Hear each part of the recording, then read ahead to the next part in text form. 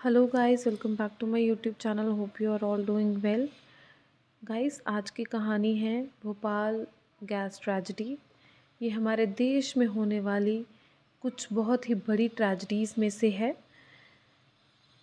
3 दिसंबर 1984 को रात 12 बजे भोपाल का एक ट्रेन स्टेशन भोपाल जंक्शन पर रात की ड्यूटी पर थे स्टेशन सुपरिटेंडेंट एच.एस. भूर्वे और ड्यूटी सुपरिटेंडेंट गुलाम दस्तगीर।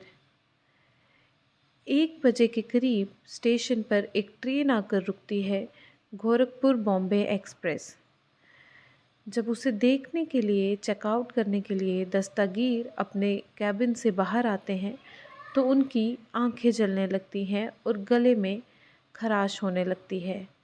वो इसी चीज़ की इन्फॉर्मेशन जब अपने सीनियर धुर्वे को देने की सोचते हैं तो उन्हें अपने सीनियर धुर्वे कहीं नहीं दिखाई देते। वो उन्हें बहुत ढूंढते हैं और अचानक से उनका ध्यान जाता है कि धुर्वे ज़मीन पर पड़े हैं। जब वो उनकी सांसें चेक करते हैं तो धुर्वे का देहांत हो चुका था, उनकी सांसें नहीं चल रही थी। अब ये पूरा माजरा क्या हुआ था? रेलवे स्टेशन से 1 किलोमीटर की दूरी पर थी एक फैक्ट्री, यूनियन कार्बाइड फैक्ट्री। इसका नाम शायद बहुत से लोगों ने नहीं सुना होगा, पर इसके प्रोडक्ट्स बहुत से लोगों ने इस्तेमाल किए होंगे, जैसे कि एवरीडे बैटरीज, बेक लाइट्स। और इसी फैक्ट्री में एक बहुत ख़तरनाक हादसा हुआ था। इस फैक्ट्री में से 5,000 पाउंड पॉइजनस गैस लीक की थी। MIC, hydrogen cyanide and phosgene जैसी खतरनाक गैसेस इस फैक्ट्री से लीक हुई थी और पूरे शहर में फैल रही थी। इस फैक्ट्री में तकरीबन 12 बजे के करीब कुछ वर्कर्स ने नोटिस किया कि कुछ गैस लीक हो रही है। जब उन्होंने चेक किया तो देखा कि कुछ लिक्विड ड्रिप कर रहा है, जिससे येलो कलर की गैस बन रही है। उन्होंने जाकर अपने सुपरवाइज़र को इन्फॉर्म किया।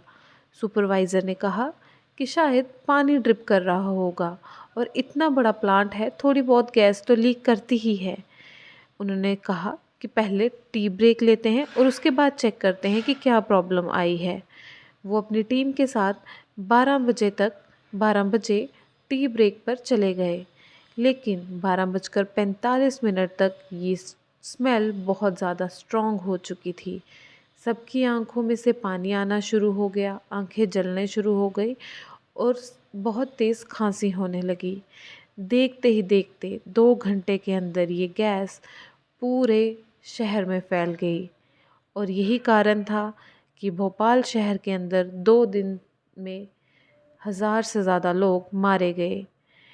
इसे worst industrial disaster in the world भी कहा जाता है। अब इसमें गलती किसकी थी? वर्कर की, कंपनी की या सरकार की? ये भोपाल में ये यूनियन साइनाइड का प्लांट 1969 में लगाया गया था एक स्पेशल इंसेक्टिसाइड बनाने के लिए, जिसका नाम था सेवन। सेवन बनाने के लिए एक बहुत ही खतरनाक केमिकल मिथाइल आइसोसाइनाइड यूज़ होता था, जिसे MIC भी कहते हैं। और ये कंपनी MIC को बाहर से इंपोर्ट करती थी, लेकिन 1980 में इस कंपनी को बहुत लॉस होने लगा। तो इन्होंने डिसाइड किया कि MIC को इंडिया में ही मैन्युफैक्चर करेंगे और इसकी परमिशन इनको सरकार की ओर से भी मिल गई, क्योंकि इस कंपनी में शेयर्स सरकार के भी थे। और ये ही था सबसे पहला बड़ा रेड फ्लैग। लेकिन उसके बाद सेवन की सेल्स और भी घटने लग गई, क्योंकि मार्केट में और भी कंपनीज आने लगी जो और भी कम प्राइस में इस इंसेक्टिसाइड्स को बेच रही थी। तो इस कंपनी ने अपनी कॉस्ट को कम करने के लिए सोचा और कॉस्ट कटिंग के लिए उन्होंने वर्क फोर्स भी रिड्यूस कर दी और सेफ्टी प्रिकॉशंस को भी इग्नोर किया।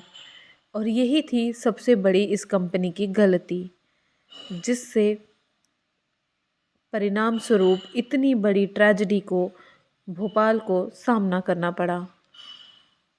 पूरे भोपाल में हर जगह हड़कंप मच गया था। जो गोरखपुर एक्सप्रेस भोपाल जंक्शन पर आके रुकी थी, डिसाइड किया गया कि उसे अपने शेड्यूल डिपार्चर से पहले ही निकाल दिया जाएगा। उस ट्रेन का वहाँ पर 20 मिनट हॉल्ट था, लेकिन सारे प्रोटोकॉल तोड़ते हुए उस ट्रेन को वहाँ से पहले ही निकाल दिया गया और उसकी सारी जिम्मेदारी दस्तगीर ने अपने सिर पर ली। स्टेशन पर भीड़ लगती जा रही थी। रात का समय था, ज़्यादातर लोग उस समय अपने घर पर सो रहे थे। लोगों को सांस लेने में दिक्कत हो रही थी। जिन लोगों के पास अपनी गाड़ियां थी वो अपनी गाड़ियों में बैठ शहर से दूर की ओर जाने लगे थे। पूरी ओर लोग खांस रहे थे, रो रहे थे, उल्टियां कर रहे थे और दस्तगीर एक प्लेटफॉर्म से दूसरी प्लेटफॉर्म पर लोगों की मदद कर रहे थे। स्टेशन से SOS कॉल्स गई दूसरे स्टेशंस को। 4 एम्बुलेंस, पैरामेडिक्स और रेलवे के डॉक्टर्स लोगों की मदद करने के लिए पहुंच गए, लेकिन लोगों की मदद करना, लोगों का बचाना बहुत मुश्किल था, क्योंकि हवा में ही जहर था। लोग हॉस्पिटल्स की ओर जा रहे थे। डॉक्टर्स को कुछ समझ नहीं आ रहा था हो क्या रहा है, क्योंकि सिम्टम्स बहुत ही अनफेमिलियर थे। एक हमादिया हॉस्पिटल था उस कंपनी से, उस प्लांट से 3 किलोमीटर की दूरी पर, और उस हॉस्पिटल की कैपेसिटी थी 1200 बेड्स की। 1:15 पर उस हॉस्पिटल में पहला पेशेंट पहुंचा, जिसकी कंप्लेन थी आंखों में जलन। लेकिन देखते ही देखते 5 मिनट के बाद उस हॉस्पिटल में 1000 से ज़्यादा लोगों की भीड़ लग चुकी थी। डॉक्टर्स इलाज भी क्या करते जब उन्हें पता ही नहीं था कि प्रॉब्लम क्या है।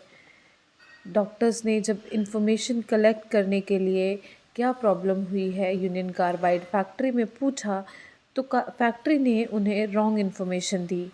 फैक्ट्री के सीनियर LD लोया ने बताया कि ये कोई पॉइजनस गैस नहीं है, इससे सिर्फ आंखों में इरिटेशन होगी, इसके लिए पेशेंट्स की आंखों पर गिल्ली पट्टी जो है वो रख दी जाए।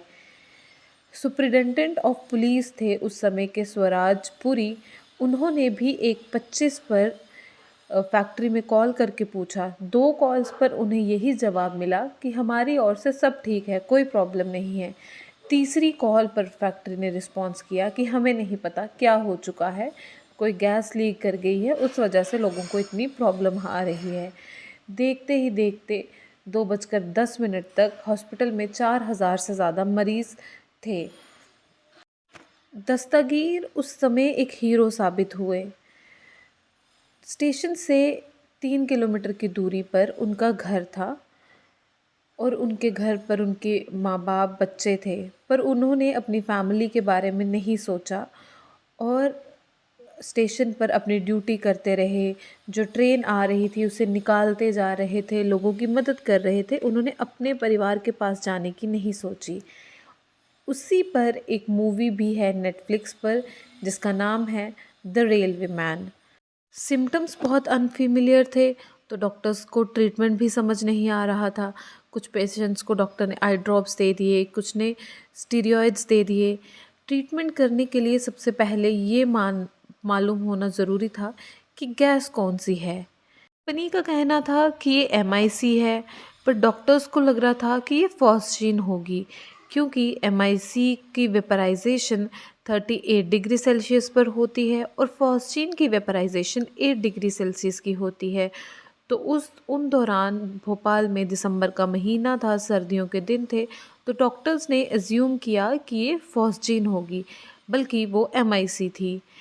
8 दिसंबर को जर्मन टॉक्सियोलॉजिस्ट मैक्स डॉन्डर भारत पहुंचे सोडियम थाइसल्फेट के 50,000 डोजेस लेकर, और ये उनके डोजेस सक्सेसफुल भी जा रहे थे, लेकिन एक पर्सन की डेथ हो गई वो डोज देने के बाद। तो हर जगह ये र्यूमर्स फैलने लगे कि उस डॉक्टर ने अपने उस डोज के साथ उस पेशेंट की हत्या कर दी है। तो उनको वापस भेज दिया गया। गांधी मेडिकल कॉलेज ने भी ये बोला कि सोडियम थाइसल्फेट इसका ट्रीटमेंट नहीं है, उसे इस्तेमाल ना किया जाए। लेकिन कुछ डॉक्टर्स पूरी तरह श्योर थे कि ये साइनाइड पॉइजनिंग ही है और इसकी ट्रीटमेंट सोडियम थाइसल्फेट ही होगी। जो डेड बॉडीज़ थी उनकी ऑटोप्सी करने पर भी यही मालूम चल रहा था कि साइनाइड पॉइजनिंग है। बहुत देर बाद फरवरी में जाकर ICMR ने ये कंफर्म किया कि इसका ट्रीटमेंट सोडियम थाइसल्फेट ही है। अब सवाल ये कि इतना कन्फ्यूजन क्यों, कंपनी को भी इतना कन्फ्यूजन क्यों, आखिर इतने दिन क्यों लग गए ये जानने के लिए कि MIC है या साइनाइड है। इसका जवाब ये था कि कंपनी बहुत बड़े कंपनसेशन क्लेम के लपेटे में थी और अपने पैसे बचाने के चक्कर में कंपनी ने ये क्लेम किया कि ये MIC नहीं है, ये MIC ही है, MIC के साइड इफ़ेक्ट बहुत कम होते हैं। और इसी सभी कन्फ्यूजन के चलते बहुत सारे लोगों की जान गई। तो ये थी पूरी भोपाल ट्रेजेडी की कहानी। कैसा मंज़र हो जब इंसान आराम से अपने घर में सो रहा हो और अचानक से हवा में ही जहर फैल जाए। सांस तो इंसान लेगा ही, सांस लेना इंसान रोक नहीं सकता और उसी हवा में जिसकी वो सांस ले रहा है उसमें जहर है। तो ये थी पूरी ट्रेजेडी। अगर आपको हमारी वीडियो अच्छी लगी हो तो इसे लाइक करिए, शेयर करिए अपने फ्रेंड्स एंड फैमिली के साथ और हमारे चैनल को सब्सक्राइब भी करिए। कल फिर मिलेंगे एक नई कहानी के साथ। Thank you very much.